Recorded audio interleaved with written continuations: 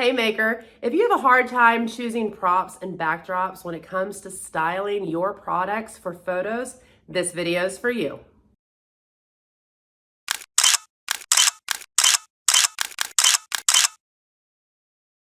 If this is your first time joining me, my name is Christina Nicole, and I am a product photography coach teaching makers like you how to take your own high quality product photos that actually attract more customers and make more sales for your product-based business. Inside of my course, The Maker's Method, I have a firm policy: always create with intention. Product photography is simply a form of nonverbal communication. So when you go to style your product photos, the first step is deciding what you want to communicate with the shopper. Now, if you want the shopper to pay attention to what you're saying, you have to know who you're talking to and what is going to make them take notice. So the second step is choosing props in a setting that are going to support what you are trying to communicate, but that are also going to be relevant to your brand, your product, and your ideal customer. In this video, I'm going to take you behind the scenes and show you how to style candles in 3 different ways that will communicate a very specific message to a very specific person. Let's go. For this shoot, I'm going to be utilizing 2 different candles from Teresa Lynn's Simple Luxuries, a shop on Etsy. I'm going to be using Replica Surfaces Studio and backdrops. This one on the back is called Bookscape, and our flat drop is going to be Wine Cast. And for this first shoot, I am going to show you relevancy when it comes to scent. So this specific candle is Uncle Ted's pipe tobacco. When it comes to relevancy and scent, a big part of the attraction and the way that you grab attention in search is by igniting the senses. So that's a big part of it. So when I saw this candle, I thought it fit everything perfect as far as the Bookscape and as far as the overall kind of antique, reminiscent of olden days and Uncle Ted's pipe tobacco. So we have actual pipe tobacco that has been purchased. I have a little pipe that I'm going to be using as well. And just trying to think of things that are relevant to not only the person who smokes pipe tobacco or relevant to the overall vintage feel of all of that. It kind of takes me to a place of maybe a little scotch. Maybe we're gonna sit down, Grandpa's gonna sit at the end of the day, prop his feet up, he's gonna, puff on his pipe, and he's gonna have a little glass of scotch. So we're gonna start with the product, and we're gonna place it kind of about 3/4 the way up the surface here. We're gonna want to create a shallow depth of field, meaning blur the background. So we need to have distance between our product and our additional elements to do that. So my rule of thumb is at least you go dead center of the surface if you want to blur the background, but a lot of times I take it kind of 3/4 forward. And then we have our pipe, which I am going to use a little bit of mounting putty or tack, whatever you want to call it, to kind of keep it in place. Now keep in mind when you're going to style, typically what I do is I will style what looks good kind of in front of me, and then we're going to want to take it into the camera because the view in the camera is going to be a little bit different. So this is one thing, again, when it comes to relevancy, you have to really know who your ideal customer is. So almost like everything about them. This scent specifically is going to take us back in time. And because pipe tobacco smell is something that some people, like, some people don't, it's going to be very reminiscent, okay? More than likely it's your husband, your father, your grandfather. It's going to be super reminiscent. So we want to make sure that we are appealing to that memory. And that's why pulling the scents and picking props that will help bring that smell to life is going to be super important. One thing that I will say, because you want to hit the mark on every aspect. So my husband is a Scotch drinker, and he does have little Scotch glasses, but I don't necessarily want to use this one specifically because it has writing on it. So one thing that we want to be mindful of is watching text or watching labels or well-known brands in images because it can steal the focus. So I'm hesitant to use this one for that specific reason. Plus it's kind of small and it won't fill up as much space as I really want it to. At least I think. Let me look here. I almost wonder if that one's too big.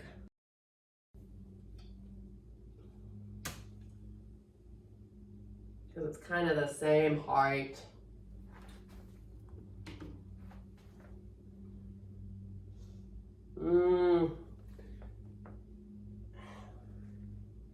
Wonder if I want to get like this ice and Scotch in it, if I won't be able to see the lettering if I turn it backwards. We're gonna play with that because I have this glass too, which isn't a Scotch glass, and I was a little worried about using it because if you're not using a glass that someone would drink Scotch out of, then that relevancy kind of disappears, right? Because they're like, hey, that's not what I drink that out of. I was worried about this one being too small, but I think when we go and actually frame it, it's gonna be perfectly fine. So we're gonna use this one. Now, pro tip, when you use glass, there'll be fingerprints and smudges and all kinds of stuff on it that you don't want. So we wanna make sure that we are cleaning our glass and then not putting our fingerprints on it thereafter. Okay, so we're gonna put that there. We're gonna watch for dust and lint. Now, just to add a little visual interest, I have these fake ice cubes, and I'm gonna actually use these. So,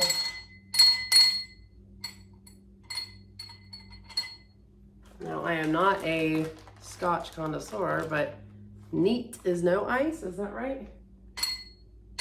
What is ice?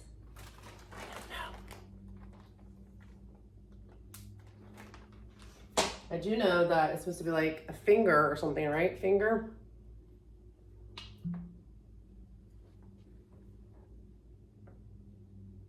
But again, we're not going to tell anybody that we're playing with hubby's expensive Scotch. And he will be none the wiser. Now I did get spilled a little bit down the edge of it. So I am going to wipe that up quick.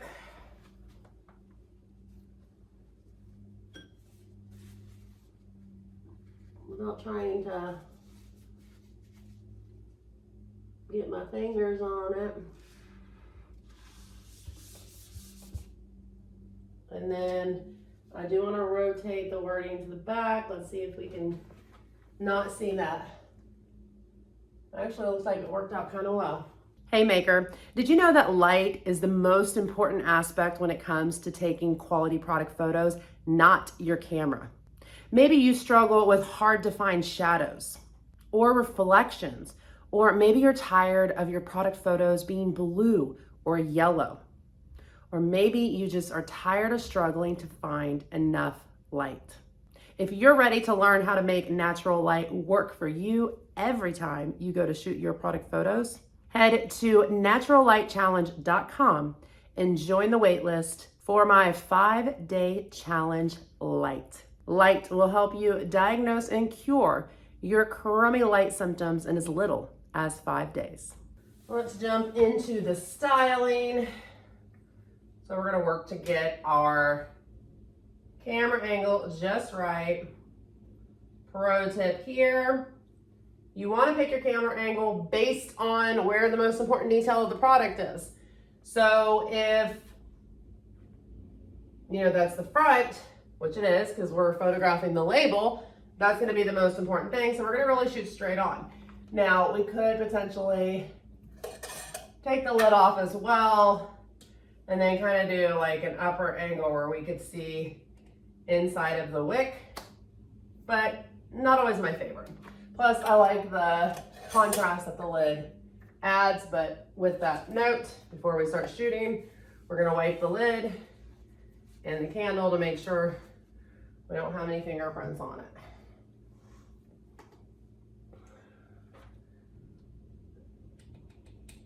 Okay, so I'm watching my lines as well because I want nice straight lines. I'm gonna center the product. I have my grid turned on my phone so that I can make sure I'm measuring everything out. And then we're going to, I'm gonna take the pipe, and I'm gonna put some tobacco in it. So I'm working to create equal negative space here, which I think we have done. I am going to take some of this tobacco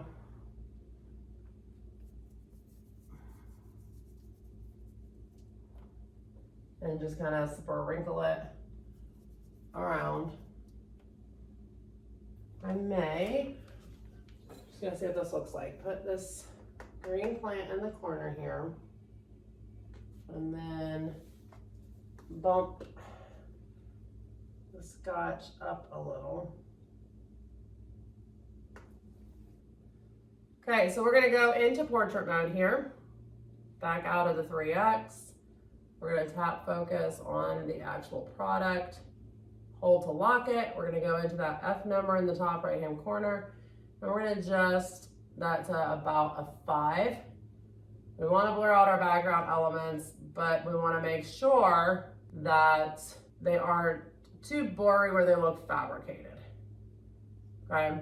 Also keep in mind, I am shooting vertically. I always recommend that you shoot in landscape, which means picking your phone up, turning it sideways. I shoot vertically because it's better for me to overlay over this video right here. Okay, so I highly suggest anytime you go to shoot to make sure you're shooting in landscape.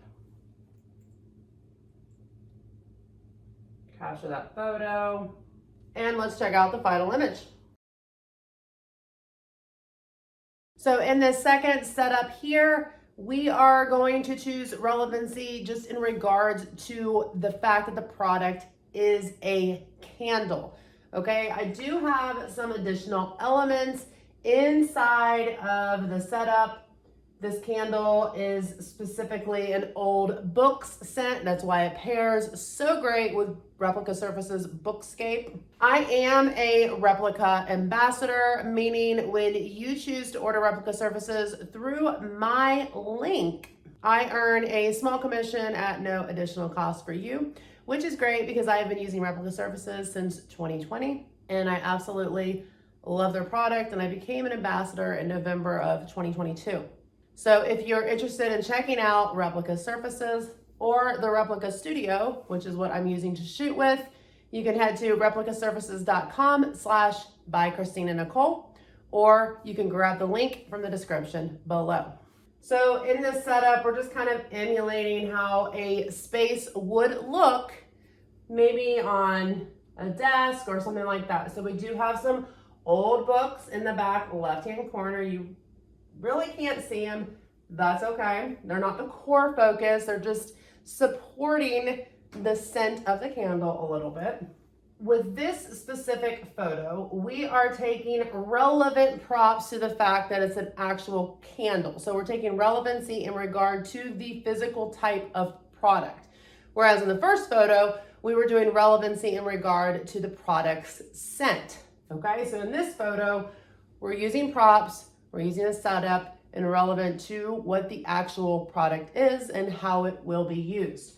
So on the right-hand side here, we have what is called a snuffer, and this is used to actually like put the candle out. Got on it. In the back, we have a wick clipper, we've got matches, we got a little container for our matches. So these are all accessories that make sense with the type of product, okay?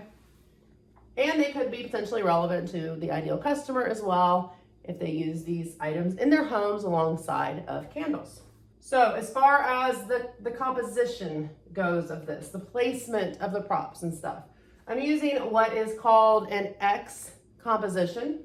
And you'll notice here we've got a line leading this way and a line leading this way. So that is essentially the X composition. If you look at it from above, we've got 2 props in the back left and right, and we got 2 props in the front left and right. Okay, so we've got kind of this X composition with the product dead center, which is like X marks the spot, right? The center, the intersection of the X is where your product is going to go.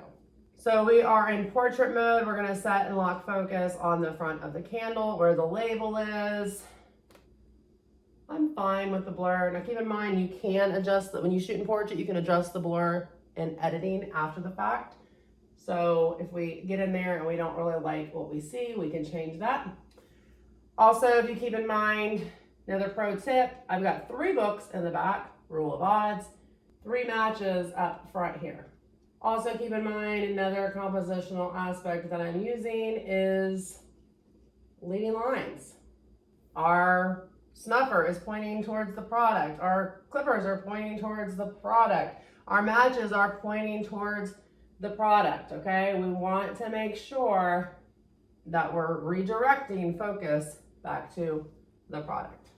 There we go. I'm trying to get rid of this reflection right here. So I am flagging and blocking the light that's hitting that. I also keep a little bit of negative space between all of my elements to make sure, even right here, to make sure that we're leaving a place for the eye to rest. And here is the final photo for styling option 2.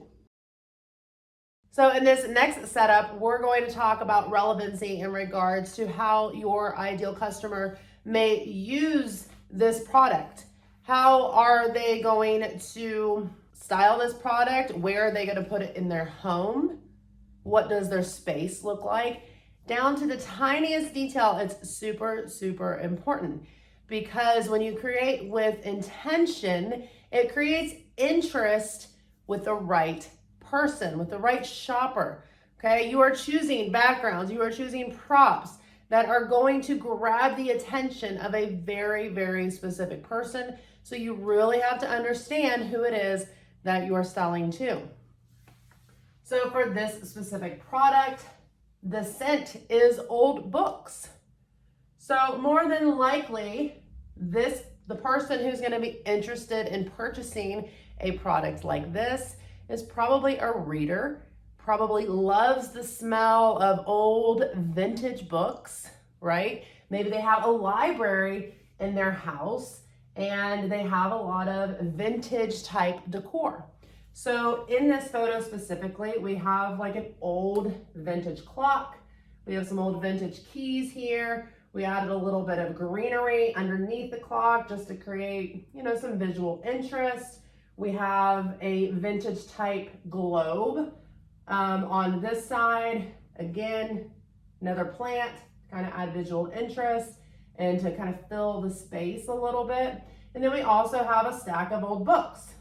And our backdrop is Bookscape. So it looks all vintagey and old. So this right here is how someone's space may look if they're interested in purchasing this type of product. So as they're scrolling through search on Etsy and they're looking for that perfect product, they see this space and it's set up and they're like, ooh, I want my space to look like that. Or, hey, that candle would be perfect in my space. Or, I love to sit and read old vintage books in like an overstuffed chair. This is the right candle for me. Imagine smelling that scent as I'm sitting there reading in my old vintage library, okay? So with this specific image, we're looking at what is the relevancy? How does the shopper's space look? How are they going to display this product, okay?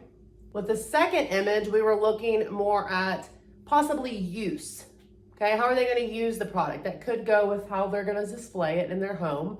But we also had the snuffer, we had the clippers, we had things that were relevant to the actual product that made sense with the actual product, okay? And inspired potential use. And then in the first image, we really focused on the scent to grab attention, ignite the senses, and take somebody back in time. So in this one, we have our product dead center. We have some height to the right. So to kind of balance that out, we want to make sure that we've got this height on the left as well. So a couple things to note here. We read images from left to right, so we kind of want to think about that. So when we first enter this image, we have, the greenery, and then our eye probably goes to this lighter object. So it's like the stair-stepping concept that pretty much leads to the candle. Now we could take it a step further, and we could potentially use the globe. We're going to see here in multiple ways to kind of take a leading line and direct it to the product. Okay, that kind of works if it's a little better than what I had before. I just don't want the globe to come in too far and squish it. We're kind of moving through the image. We're going to probably, hit the clock in the back, and that's going to, because of the height, it's going to kind of stop us. So we're going to direct down. We're going to move. I want to adjust some of these leaves. Maybe have them, so we're visually kind of following that image. Maybe have them kind of lead to the vintage keys. I could get them to hold that down. Okay, so they're gonna lead us to the vintage keys, and the vintage keys are gonna point back to the product. So it's kind of like you are responsible for making sure that you're helping lead somebody's eye through the image. The leaves are also kind of framing nicely. We use a stand in this one just to get that real good vintage look here. Okay. Let's focus there. We are going to block some more light. I'll put the shutter in my mouth because I'm going to have to use both my hands.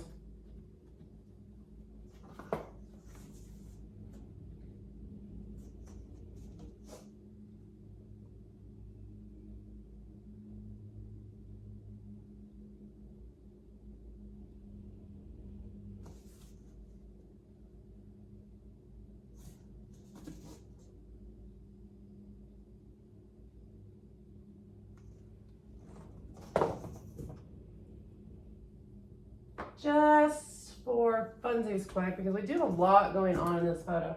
I actually want to see what the candle's gonna look like without.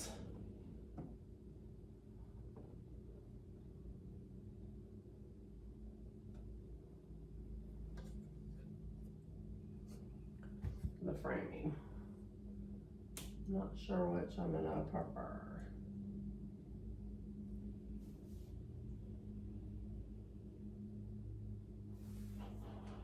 Well, let's take one more. I really wish it's really hard because I can't, because of my reflector.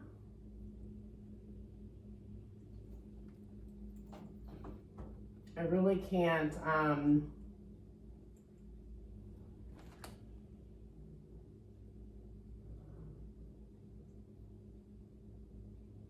really can't move the clock much.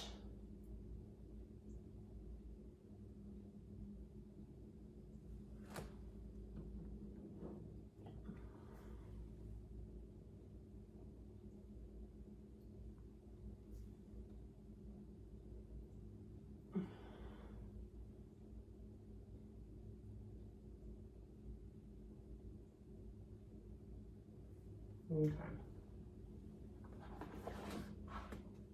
And there's also a little bit of balance. Keep in mind there's a little bit of balance when it comes to the light tones in the globe and the light tones in the clock. All right. Let's take a look at the final image. I just showed you 3 ways to style a candle. Keep in mind, the most important aspect is to have it make sense and make it be relevant, not only to your brand aesthetic and values, but to your actual product and to your ideal customer. When you can choose a prop and backdrops that really support the message that you're trying to communicate with your ideal customer, that is when you grab their attention and get them to click in search. Please take the time to like this video if you found it useful, and don't forget to hit that subscribe button if you want to learn more about taking your own high quality product photos. See you next time.